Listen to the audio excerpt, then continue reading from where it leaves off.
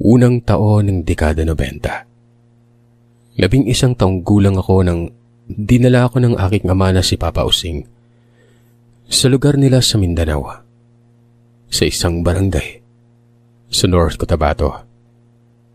Lugar na noon, inakala ko na puro Muslim lamang ang naninirahan. Pero napatunayan ko na hindi naman pala yun totoo nang nakarating na ako sa lugar. Tawagin niyo na lamang ako sa pangalang Kadoy. Ipinanganak at lumaki sa Luzon, kung saan nagkakilala at nagkamabutihan ang aking magulang. Dating gwardiya ang aking ama, pero nang nagkahiwalay na sila ng aking ina ay naisipan niya na umuwi na lamang kami sa lugar ni Papa. Umuwi kami dahil sa iniwan kami ng aking nanay. Kung ano man ang dahilan ng kanilang hiwalayan, hindi ko alam. Minabuti din ng aking ama na umuwi na lamang kami sa Mindanao dahil nawalan siya ng trabaho ng panahon na yon. Mabuti na lamang at nabayaran siya ng kumpanya ng kanyang pinagtatrabahuan. At dahil dito ay nagkaroon ng panimula kami sa probinsya. Nag-iisang anak lamang si Papa ng kanyang ama na si Tatay Moto. Wala na rin akong lola dahil ayon kay Tatay Moto, namatay ang abuela ko nung 10 taong gulang pa lamang ang aking ama. Magsasaka ang hanap buhay ng aking abuelo. Mag-isa niyang isnasaka ang medyo malawak na lupain. 70% ng lupain ay taniman ng palayan at ang 30% naman ay gulayan. Pagkarating pa lamang namin ni Papa sa lugar ay kagad na akong binigyan ng pulseras ni Tatay Moto na gawa sa kahoy. Ayon sa kanya, gawa ito sa kahoy na lapisan ng pulseras. Sinabi pa niya na hindi ordinaryong pulseras ang binigay niya sa akin dahil sa kargado ng buhay na salita ang naturang pulseras. Ayon pa sa aking abuelo, na unang salta ko pa lamang yun sa lugar kung kaya't iba yung pag-iingat ang kailangan namin gawin. Hindi lamang ako ang binigyan ni Tatay Moto ng pulseras, maging si Papa. Binigyan niya ito habang nagwiwika na hindi pa rin humihinto ang mga hindi kanais-nais na pangyari sa kanilang lugar. Ang buong akala ko ay labanan ng sundalo at Muslim ang tinutukoy ni Tatay Moto. Pero nagulat ako nang sinabi ni Papa na hindi tungkol doon ang ibig sabihin ng lolo. Ang tinutukoy ni Tatay Moto sa kanyang mga paalala, mga aswang, mga nilalang na alagad ng dilim na naghahasik ng lagim kapag nakakaramdam ng gutom. Wala ding patawad ang mga ito. Bibiktimahin ng mga ito ang kahit na sinong tao ang makita nila sa daan. Wala din ang mga itong patawad sa buntis, sa bata o kahit sa may edad na. Nagulat naman ako sa sinabi niya ni Papa. Wala naman itong sinabi sa akin na ganung pangyayari, kung kaya't bago lahat sa akin ang aking mga narinig. Halos hindi ako makapaniwala dahil sa lumaki ako sa syudad. Walang kinatatakutang aswang.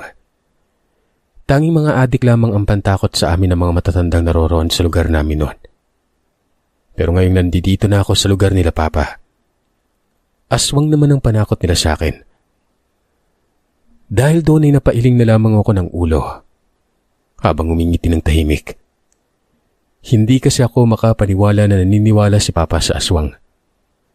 Hindi niya ito sinabi sa akin noon, nung nasa Manila pa kami nakatira. Ang pagtawa ko at hindi pagpapaniwala ay biglang nagbago nang may nangyaring hindi ko inaasahan sa aming pamilya, maging sa ilan sa mga kapitbahay namin. Ikalawang araw ng pagdating namin sa baryo, isinama kami ni Tatay Moto sa sakahan ng palay. Ito na kasing araw na aanihin na ang kanyang pananim. Ako naman na bago lamang sa lugar, excited na makita kung paano gumapas ng palay ang mga tao. Tuwang-tuwa ako nang nakita ko na ang mga tao na nagsisimula ng gumapas noon. Habang si Papa naman, abala sa pakikipag-usap sa mga kilala niya na gumagapas din ng palay. Ipinakilala niya rin ako sa kanila.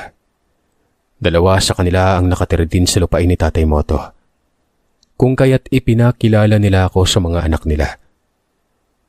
Kasing edad ko rin ang kambal na anak ng isa sa tagapangalaga ng taniman ni Tatay. Tawagin na lamang natin sa pangalang Atong at Apoy. Mas nasiyahan pa ako dahil sa parehong lalaki ang kambal at may kakulitan din kagaya ko.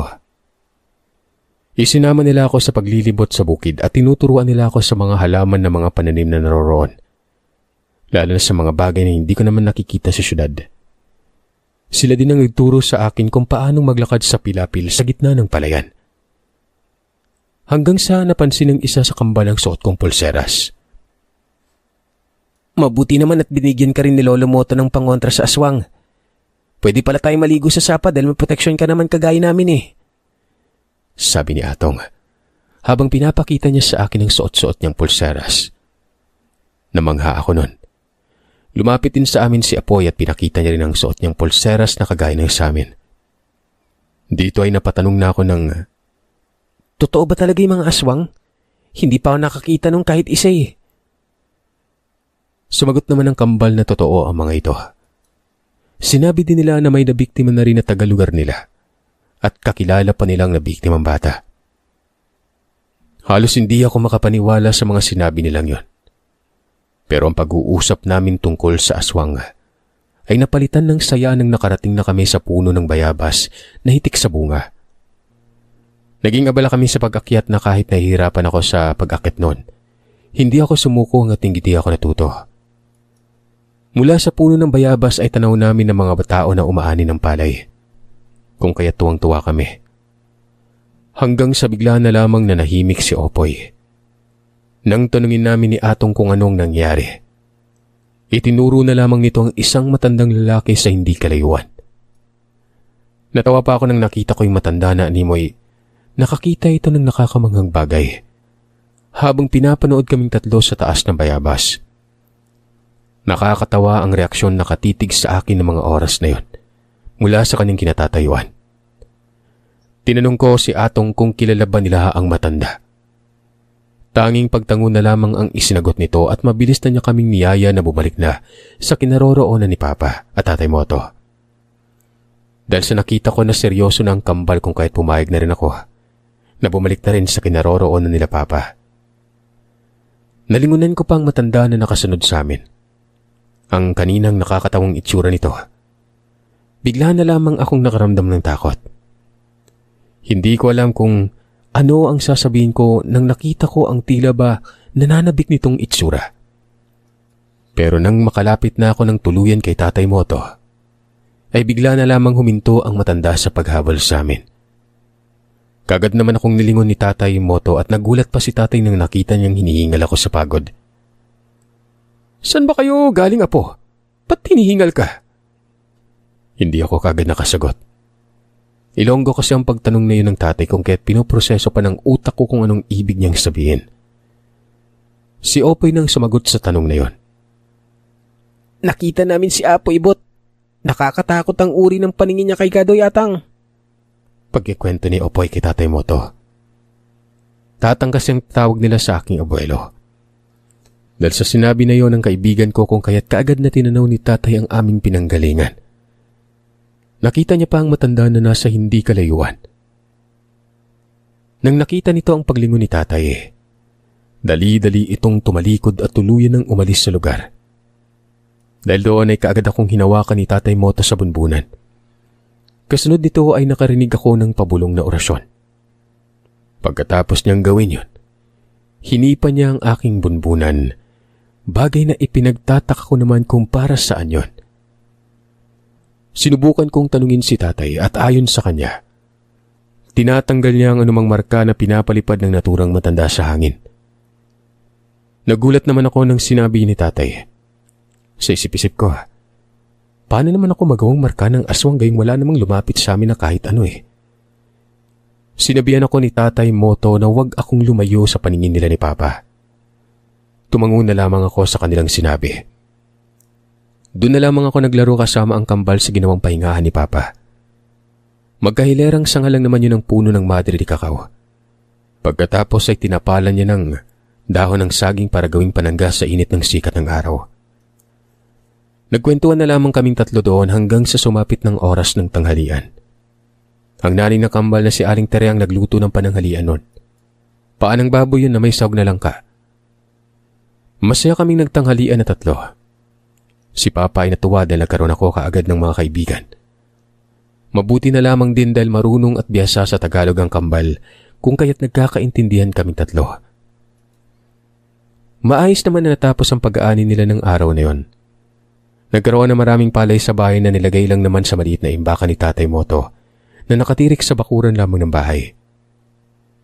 Bago pa man nagtapos ang araw, ay sinabi ko sa kambal na pumunta sila sa bahay kinabukasan para kung muli kami makapaglaro. At dahil bakasyon na ito sa klase, kung kaya't kaagad naman na pumayag ang dalawa. Basta tapusin muna namin ang gawain sa bahay bago gumala sa inyo ha. Buntis na kasi si Mama kaya bawal na siyang mag-igibat maghanap ng panggatong eh. Sabi ni Atong. Tumango naman ako dahil naunawaan ko naman ang dalawa kong kaibigan. Napaisip ako nang sinabi nila na buntis ang kanilang ina. Ayon kasi sa kanila ay paborito ng mga aswang ang mga buntis noon. At kung buntis ang ina nilang si Ginang Tere, siguradong delikado ang kanyang kalagayan. Pero hindi ko naman ito maisatinig pa dahil wala naman akong alam pagdating sa gawain ng mga aswang. Sumapit ang gabi at nag-uusap sina Papa at Tatay tungkol sa mga naaning palay na may narinig kaming huni ng hayop sa labas. Tinanong naman ako ni Papa kung wala ba akong naramdaman na kakaiba. Umiling naman ako. Pa, sabi ni Atong buntis daw mama niya. Di ba sabi ni Tatay paborito ng aswang yung buntis? Tanong ko kay Papa. Nagkatingin na naman sila ni Tatay Moto. Ilang sandali pa ay napabuntong hininga na lamang ang aking abuelo. Nagwika siya na alam naman ng ama nilang Atong na si Mang Butoy ang gagawin kung sakali mang puntan sila ng aswang. Sinabi ni Tatay Moto na lahat ng mga nakatira sa lugar nila ay may alam na pangontra sa mga aswang kahit papano. Tumango na lamang ako sa sinabi ni Tatay Moto. Pagkatapos ng hapunan ay inutusan na ako ni Papa na maligo na. Dahil sa nakipaglaro pa ako sa palayan kaya kailangan kong malinisan nun bago matulog. Sinunod ko ito at sakto lamang na nakatapos ako sa paliligo nang may narinig kaming malakas na huni ng ibon. Unang beses kong makarinig ng ganong huni kung kaya't tinanong ko si Papa kung ano ang ibon na yon. Hindi pa man nakasagot si Papa ay si Lolo Moto nang nagwika na huwag kaming mag-alala dahil nasa malayo ang nilalang. Nagtaka pa ako at nagtanong kung paano naging malayo gayong malakas ang huni nito. Ganyan talaga yung mga wakwak. Kapag malakas at matinis ang huni, ibig sabihin nasa malayo yan. Kapag masyado namang mahina at animoy bumubulong, nasa malapit lang yan. Kaya kailangan ng iba yung pag-iingat. Halos hindi ako makapaniwala sa sinabi ni Tatay. Sinang-ayunan din ito ni Papa. Hindi naman nagtagal ang mga huni na aking narinig. Kagad din namang nawala ito kung kaya't inisip namin na baka dumaan lang. Kinabukasan pagkagising ko ay nakarinig na ako ng malakas na nag-uusap. Dali-dali akong lumabas. Naroroon na sa bakuran ng kambal at hinihintay na ako sa labas ng bahay. Kaagad na rin akong lumabas para makausap sila. Habang si Papa at Tatay naman ay abala sa pakikipag-usap sa ama ng kambal. Habang naglalaro kami ay naririnig namin ang usapan ng matatanda. Naamoy na yata ng demonyo yung pinagbubuntis ng asawa ko, Tang. Nagsisimula namang istorbo eh. Sabi ni Mang Butoy kay Tatay. Sinabihan ni Tatay ang Ginoo na magdoble ingat. Dagdag pa ni Tatay, maaring gamitin ng ginang ang ibinigay niyang pangontra nang nagbubuntis pa lamang siya. Sinabi ni Tatay na dalin lamang muli ang pangontra sa kanya nang sa ganon, ay muli niyang mabuhay ang orasyon na nakatakda para sa nasabing proteksyon. Nagtataka naman ako kung bakit gano'n ang mga sinasabi ni Tatay sa ama ng kambal. Napaisip ako kung bakit parang alam niya kung paano labanan ng aswang. Ilang sandali pa. Nagwika si Atong na maswerte ako dahil magaling na albularyo si Tatay Moto. Kaya nakakasigurado siyang hindi ako makakante ng aswang sa lugar. Nagulat naman ako sa sinabi ng kaibigan ko. Hindi ko alam kung anong ibig sabihin ng albularyo. Hindi pa ako nakatagpo o nakakita ng ganon. Hindi naman nagtagal sa bahay si Mang Butoy dahil ayon sa kanya ay walang kasamang asawa niya sa bahay nila.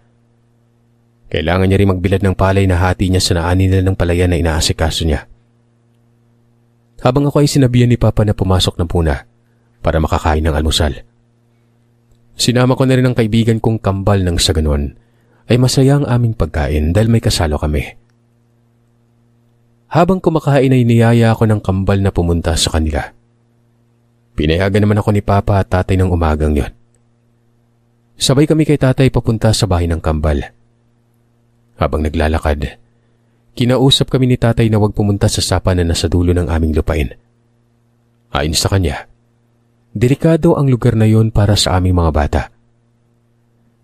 Biglang tumataas ang tubig sa sapa, anak, kaya hindi kayo dapat pumunta doon ng walang kasamang matanda. Maliwanag ba? Sumang-ayon naman kaming tatlo sa kanyang sinabi. Saglit lang siyang dumaan sa bahay ng kambal nang makarating kami doon.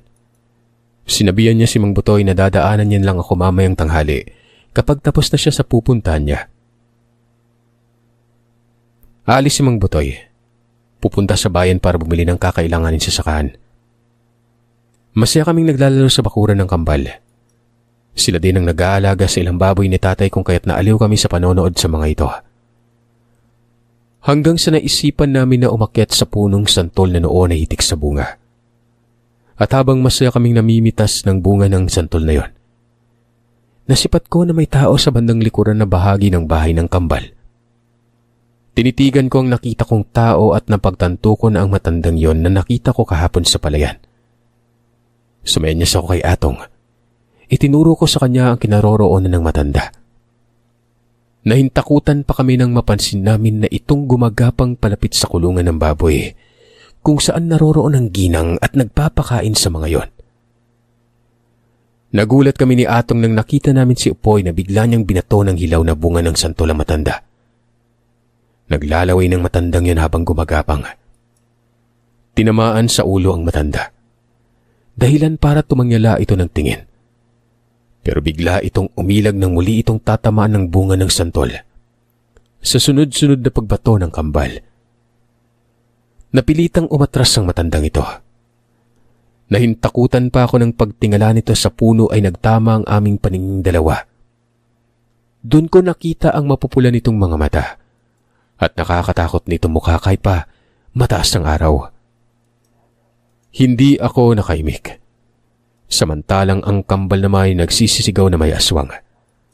Malakas ang kanilang pagsigaw, kaya't napalingon sa amin ng ginang. Nagkataon naman na pabalik na mula sa bayan ng ama ng kambal. Nang umalis na ang matanda, ay doon na lamang kami nagsipulasan sa pagbaba sa puno ng santol na yon. Nagtataka naman si Mang Butoy kung ano ang nangyari sa amin. Nakita po kasi namin yung matanda na nakita namin kahapon sa palayan, Tay. Gumagapang siya habang papalapit kay nanay. Pagsusumbong ni Atong. Gulat na gulat si Mang Butoy sa isinumbong ng anak niya. Kagad siyang nagtanong kung saan dumaan ang matanda. Kagad naman naming itinuro ang lugar kung saan namin ito nakita. Dahil doon ay inilabot niya na lamang sa ginang ang kanyang mga pinamili. Kasama na doon ang nilagang pata ng baboy na nabili niya sa labasan ng aming baryo. Kagad na pinuntahan ni Mang Butoy ang itinuro naming lugar. Pero hindi na niya nakita pang matandang yon. Tanging ang masangsang na amoy na lamang ang naiwan sa lugar na ito. Nakakasulasok ang amoy na yon, na para bang may naiwang dugong nabubulok na kung anong hayop. Nasusuka-suka pa si Mang Butoy na bumalik sa aming kinaroroonan. Ayon sa kanya ay may naiwan na amoy ang aswang sa lugar. Sinabihan niya kaming pumasok na sa bahay at huwag na munang lumabas. At dahil tanghalian na din yon kung kaya't naghain na makakain si ating Tere. Tinanong pa nito si Mang Butoy kung saan bumili ng ulam. Sa labasan ng baryo may bagong tayo na karinderya doon. Sagot ng Ginoo. Pero imbis na ipakain sa amin ni Aling Tere ang ulam ay sinabihan niya kami maghintay muna saglit. Wala namang kaming magawa kundi ang gawin yon. Saglit na pumunta ang ginang sa kusina. Pagbalik niya ay may dala na siyang mangkok at kalamansi. Nilipat niya yung nang lalagyan ng isang malaking hita ng pata. Kasunod ito ay pinigaan niya na ng kalamansi ang pata nun. Ilang sandali pang lumipas ay nakaamoy kami ng masangsang na amoy mula sa karne na pinigaan ni Aling Tere ng kalamansi.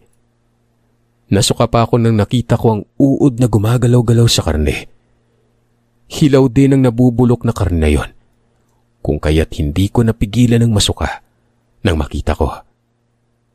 Noon lang ako nakakita ng ganung uri ng karne kung kaya't hindi ko napigilan ang sarili ko at tuluyan akong nasuka. Ganon din ang kambal. Halos hindi kami makapaniwala sa aming nakita. Habang si Mang Botoy naman ay iniligpit na ang karne. Dadalhin niya ito at ibabalik sa pinagbilhan niya. Paalis na sana siya nang dumating naman si Tatay Moto. Kunot ang noo ng aking abuelo na animoy may naramdaman siyang hindi maganda sa lugar. "Tanghaling tapat, abay! May gumagaling demonyo dito sa lugar ninyo ah!" Sabi pa niya. Dito ay nakita na niya akong kakatapos lamang magsuka kung kaya't bagya pang namumutlang itsura ko.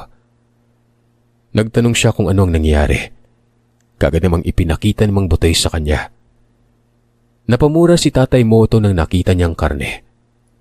Tinanong niya si Mang Botoy kung saan niya yun nabili. Sinabi naman sa kanya ni Mang Botoy kung saan. Nang nalaman nito ni Tatay, kaagad na niyang kinuha ang ulam na ibabalik sana ni Mang Botoy. Kumuha din siya ng kalamansi. Ayon sa kanya ay ipipiga niya yun sa harap ng nagtitinda ng ulam. Isasama niya rin si Mang Botoy kung kaya't sinabihan na kami ni Tatay, kasama na si Aling Tere na pumunta na muna sa bahay. Naroroon kasi si Papa kaya mainam na ang may kasama kaming lalaki na magtatanggol sa amin kung sakali mang pumunta muli ang matandang yon. Nakikita ang galit sa mukha ni Tatay Moto. Ayon pa sa kanya ay tila ba hindi nire-respeto ng taga-kabilang baryo ang kasunduan ng kanilang angkan. Kung ano man yung kasunduan na yun ay hindi ko alam. Maraming bagay ang hindi sinabi sa akin ni Papa. Mga bagay na nalaman ko na lamang nang nakarating na kami sa kanilang lugar. Dahil sa nangyari, hindi pa kami nakakakain ng tanghalian. Mabuti na lamang at nakapagluto na si Papa nang nakarating kami sa bahay. Doon na kami pinakain ni Tatay Moto. Ganun pa man ay hindi na sila pumasok pa sa bakuran ng bahay. Tanging kami na lamang ng kambal at si Aling Tere ang pumasok noon. Nagulat pa si Papa noon na nakaupo sa balkonahe habang hinihimas ang manok na napili niya mula sa mga alaga ni Tatay. Pumasok na muna kami sa bahay bago ko kinuwento sa kanya kung anong nangyari. Pinatotohanan naman ito ni Aling Tere kung kaya't gulat na gulat si Papa sa sinabi ko. Maging sa pagkain, halos hindi ako makakain dahil bumabalik pa rin sa isipan ko yung mga nakita ko kanina. Mabuti na lamang at isda ang nilutong ulam ni Papa, kung kaya't kahit papaano ay nagawa kong sumubo ng pagkain. Halos 1 oras pang lumipas bago nakabalik si Tatay at Mang Botoy. At sa nakikita kong itsura ni Tatay, ay masasabi kong may hindi magandang nangyari sa pinunta nila. Si Papa ang unang kumausap sa kanila at nagtanong kung anong nangyari. Dito ay sinabi ni Tatay na hindi maganda ang nahantungan ng pagkompronta niya sa pagbebenta ng ulam. Nalaman niya rin na mula sa mga tao sa lugar na pamangkin ng kuno-kunong aswang na si Apo Ibot ang nagbebenta ng ulam, bagay na hindi alam ni Mang Botoy. Kung kaya't napabili siya ng ulam nun.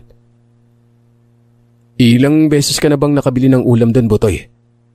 Seryosong tanong ni Tatay kay Mang Botoy. Ay naman sa Ginoo, ay unang beses pa lamang siyang nakabili sa karinderya na yon. Inalok siya ng tendero kung kaya't nainganyo siyang tingnan ng mga paninda. At yun na nga, nainganyo siyang bumili ng nilaga. Maliban kasi sa mura ay napakalaki ng hiwa ng karne. Ilang sandali pang lumipas at pinapasok na kami ni Tatay sa loob. Maging sila ng Mang Botoy ay pumasok na rin. Sinarado niya ang pintuan at bintana. Nagtataka naman si Papa kung bakit niya ginawa yon. Magtatanong pa sana si Papa pero hindi na natuloy dahil nagwika si Tatay Moto ng, "Kailangan ko nang puntahan ang lugar ng mga yon. Sa kabilang baryo. Hindi lang pang biktima ang kasalanan nila. Hindi din nila nirespeto ang kasunduan ng mga angkan namin." Ang mga kataga ni Tatay Moto tungkol sa angkan ang tumatak sa aking isipan. Hindi ko maintindihan kung anong ibig niyang sabihin. Nagbuntong hininga si Papa at nagwika na sasama niya si Tatay sa pagpunta sa kabilang baryo. "Sama din ako pa," sabi ko. Pero hindi ako pinayagan ni Papa. Sinabi nito na maiwan na ako sa bahay kasama ang pamilya ni Mang Botoy. Tanging silang dalawa lamang ni Tatay Moto ang pupunta doon. Hindi na rin pinauwi ni Tatay Moto si Mang Botoy at ang kanyang pamilya. Sa bahay na muna mananatili hanggat di pa naayos ni tatay ang lahat. Hindi na rin kami pinalabas pa ng bahay ng araw na yon. Lalo na ang ina ng kambal na si Aling Tere. Ayon kay tatay na punterya ng mga nilalang ang pagdadalang tao ng ginang. Maliban sa ginang ay punterya din ako ng mga ito, lalo na ng matandang pinagbabato ng kambal gamit ang santol. Hindi pa man nagdidilim ang paligid ay umalis na si Papa at Tatay. Kami ay naiwan sa bahay. Kinakabahan man ako pero wala na ako magagawa pa. Kinakausap naman ako ni Mang Botoy na huwag akong matakot. Dapat ay manahin ko ang katapangan ng aking abuelo. Ayon sa kanya na hindi lamang sa kabutihan niya hinahangaan si Tatay Moto. Ayon kay May Botoy na isa ring magaling na manggagamot si Tatay Moto. Si Lolo ang tumutulong sa kanyang pamilya simula noon. Paano po naging albularyo si Tatay? Hindi ko kasi alam ang tungkol sa bagay na yun eh. Wala naman kasing sinasabi sa akin si Papa. Tanong ko kay Mang Botoy noon. Dahil doon ay sinabi ni Mang Botoy na yon ang dahilan kaya umalis si Papa sa lugar namin. Ayon pa sa Ginoo na dapat si Papa ang susunod sa yapak ni Tatay sa pagiging manggagamot. Pero ibang buhay ang gusto ng aking ama at naiintindihan yun ng aking abuelo. Dahilan para hayaan niya si Papa na makipagsapalaran.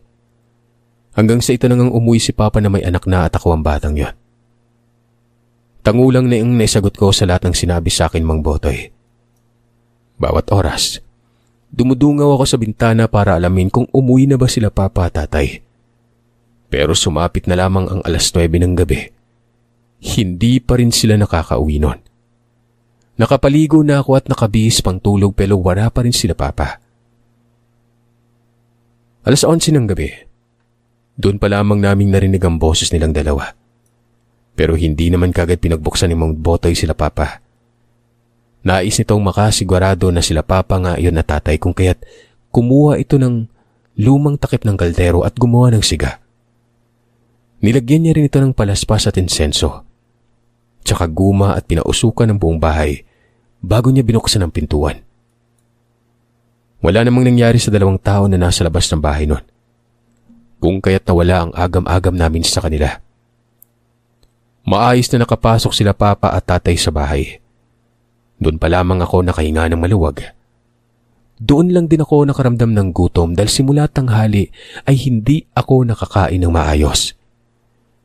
Ganun pa man ay kitang-kita sa mukha nila Papa at Tatay ang pagod. Pero sa kabilang banda ay makikita din sa itsura nila ang kapanatagan. Saglit na nagpahinga sina Papa at Tatay bago naglinis ng katawan.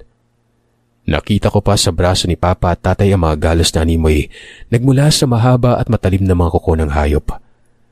Kung kaya't ginamot na muna yun ni Tatay bago kami kumain ng hapunan. Dahil sa nangyari ay hating gabi na kami nakakain nun. Hindi na rin nila naikwento sa amin ng gabing yun kung anong nangyari sa lakad nila sa kabilang baryo. Sumunod na araw nila ikinuwento sa amin kung anong nangyari. Ayon kay Tatay ay nakaharap niya ang totoong may-ari ng karinderya na nagbebenta ng lutong ulam sa bukana ng lugar namin.